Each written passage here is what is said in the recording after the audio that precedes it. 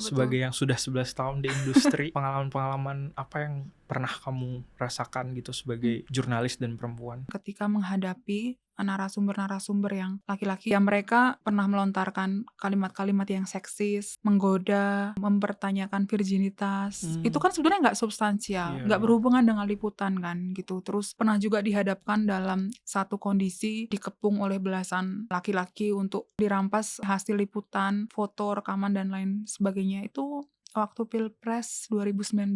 Jadi sebenarnya banyak banget ya, nggak semua dari kita jurnalis perempuan itu, mau untuk melaporkan hal-hal yang kayak gitu ya. Kita takut kalau misalnya kita nggak dapat narasumber, takut hubungan kita dengan narasumber rusak, takut kita nggak dipercaya. Kan juga mekanisme pelaporannya nggak ada yang pernah jelas gitu. Kita harus lapor ke siapa. Bukan cuma dari narsum, Mmm. kadang-kadang datang dari newsroom juga gitu. Di newsroom tuh biasanya mostly akan ditempatkan memang di politik atau di perang misalnya atau bahkan Iya, di kebakaran tuh betul. laki-laki gitu. Secara Mhm. unconscious kita ternyata bias gitu Mhm. tentang perempuan dan laki-laki gitu. Iya, banyak sebetulnya ya, karena industri Mhm. ini kan male dominated ya. Misalnya perempuan dianggap secara fisik tidak setangguh laki-laki sehingga dia tidak ditempatkan di desk-desk utama. Justru perempuan ditempatkan di desk-desk yang dianggap gitu ya, lunak gitu, meliput gaya hidup, fashion show, dan segala macamnya. Dan kesempatan dia untuk berkarir di desk-desk investigasi itu minim. Bukan karena dia nggak mampu, tapi Betul. karena label sebagai perempuan yang sudah di stigma duluan nih. Mmm.